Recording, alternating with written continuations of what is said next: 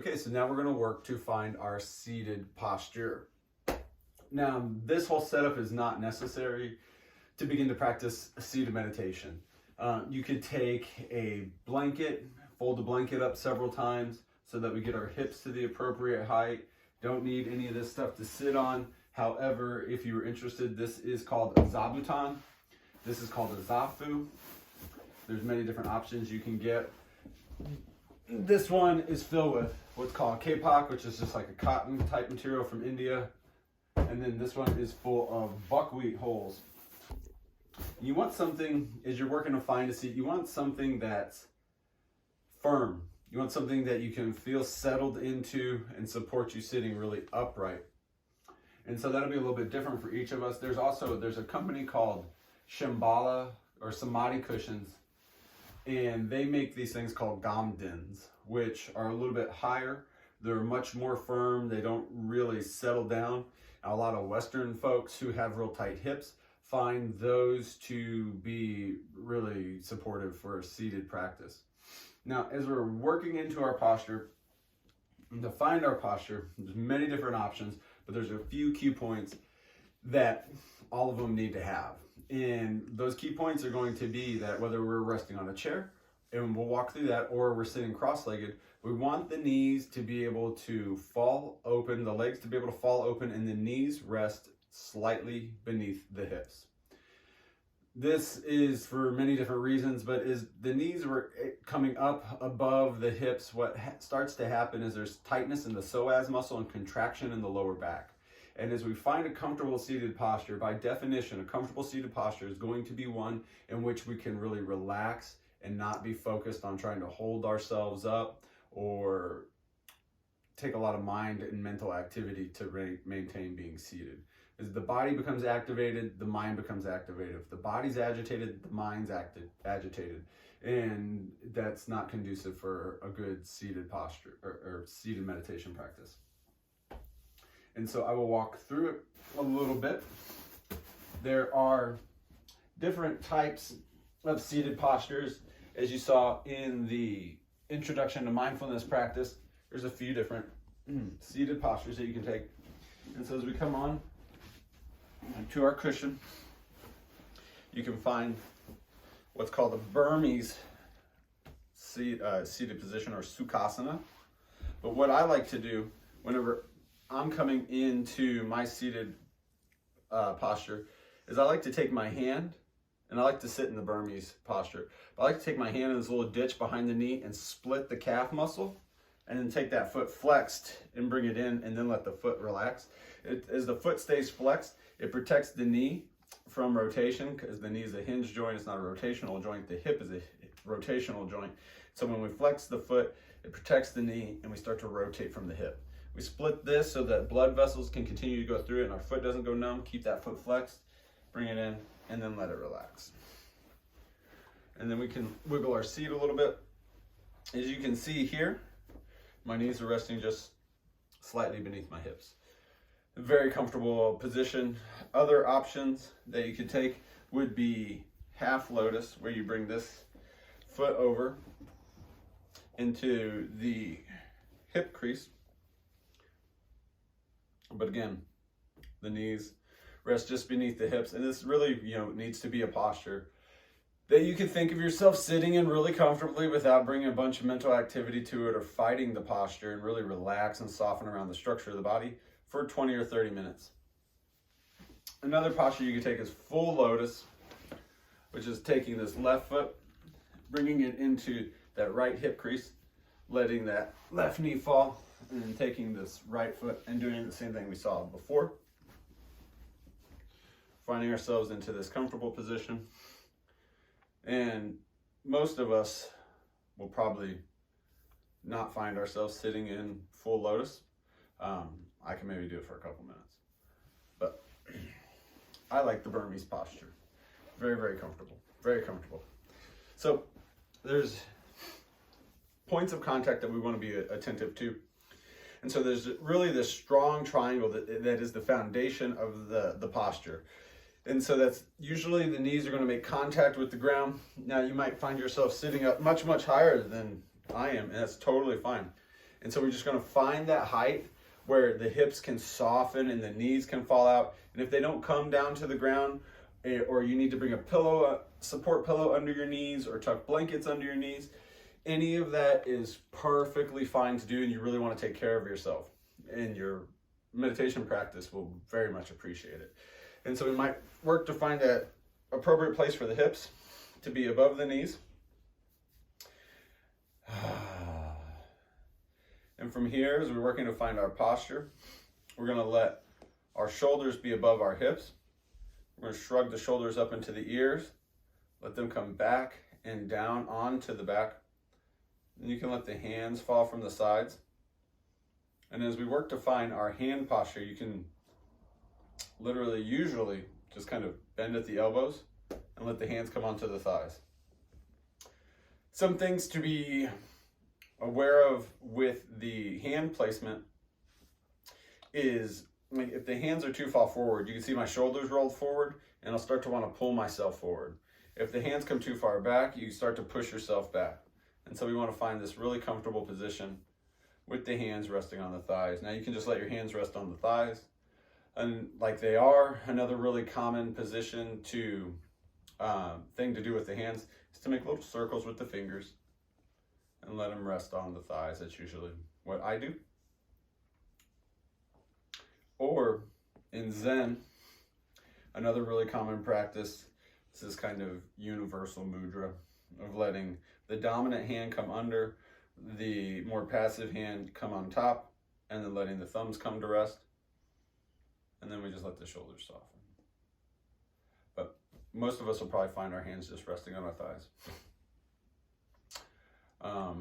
So we got the shoulders up, back, and down. We found our hand placement. Now we've got the ears are just above the shoulders, and the crown of the head is lengthening toward the sky, and the chin is tucked ever so slightly. We're not bringing the neck down or anything whatsoever, but we're just tucking the chin in ever so slightly. There can be a tendency to let the nose kind of fly high into the air, and so we're really just tucking the chin in slightly, letting the crown of the head be lengthened to the sky, and the gaze is coming to fall really softly on the ground, maybe 3 or 4 feet in front of us. And we can really work to find a gaze and a place for the gaze to make contact with. Now, as we find this seat, we want to really just let the body soften. When the posture is correct, the muscles can really soften around the frame of the body. So once we find this place, we can work to find this kind of central point of the posture. And so one thing that we can do to explore that is lean forward as much as you need to, and notice when you find your back and your hips become tight, pulling yourself back.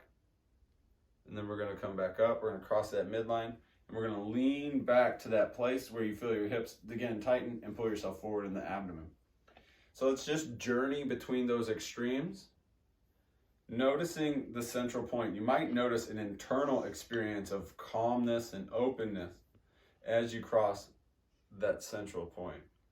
And so we're just going to shorten the journey between extremes, every journey working to find that kind of still spot. And then once you find it, rest there for a minute.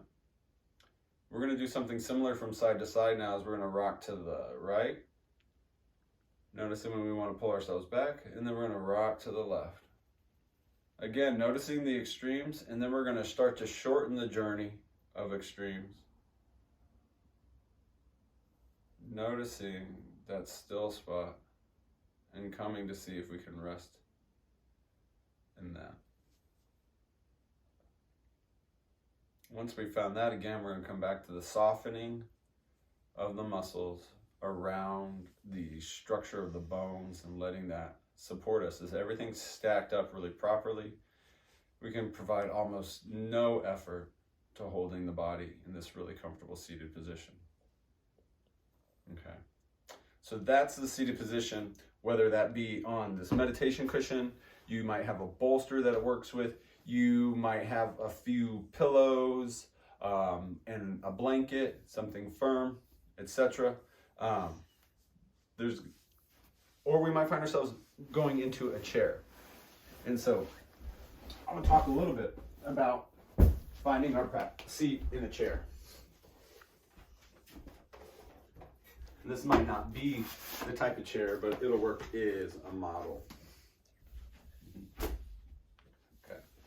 Now, as we're coming to find ourselves sitting in a chair, all of the same really like points of instruction remain. So we want to get the knees beneath the hips, as you can see here, kind of parallel. My knees are actually a little bit above my hips. So I might take a blanket and fold it up, or I might take my meditation cushion and bring it onto the chair. Some of us might be in a position where the knees are actually too low.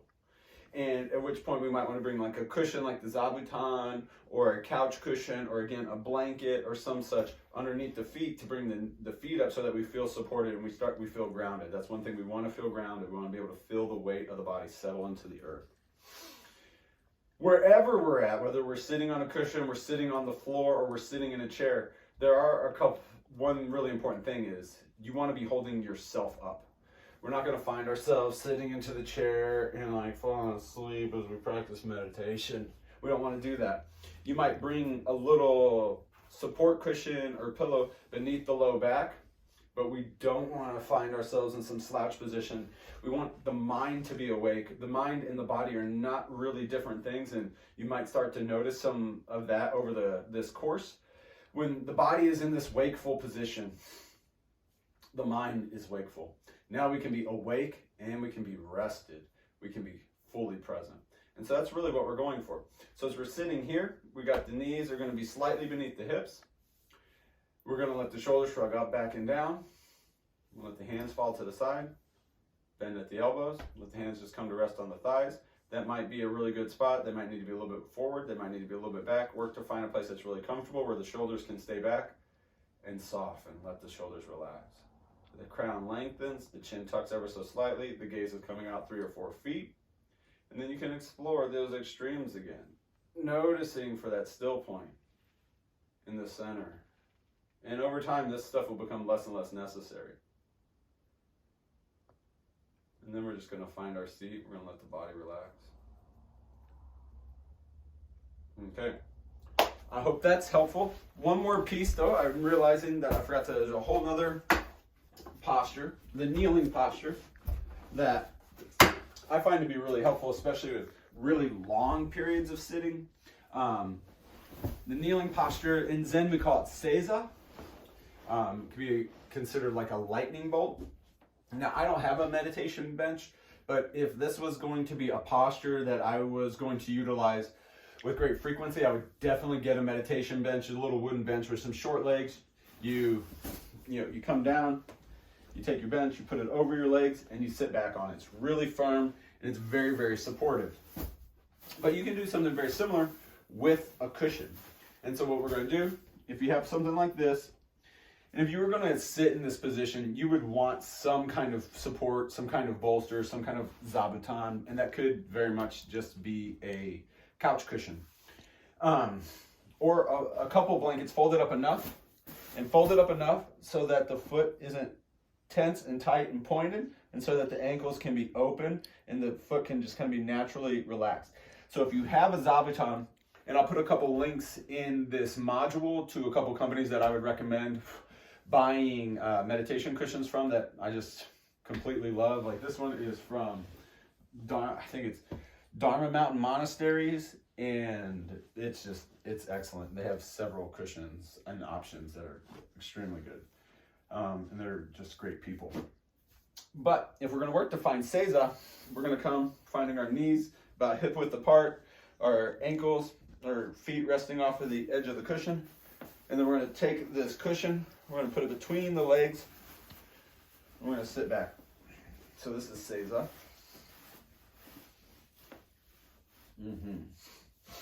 Now everything else is the same. Knees beneath the hips, shoulders up, back and down, hands fall. Find your hand placement, whatever that's going to be. This is very comfortable. Crown reach into the sky. Chin tuck slightly, the gaze down to the floor, 3 or 4 feet in front of us. And we're going to rock to find that still point. And really noticing the interior experience of stillness as we cross these extremes. And then the body softens. Okay, so that's some instruction on how to find an appropriate meditative posture for yourself. And just spend a little bit of time playing with it. Play with it from session to session. Maybe in the beginning, give yourself, I'm going to sit like this for 5 minutes. I'm going to sit like that for 5 minutes, and find out what works for you. That's going to support you for resting in a comfortable position for a greater duration of time.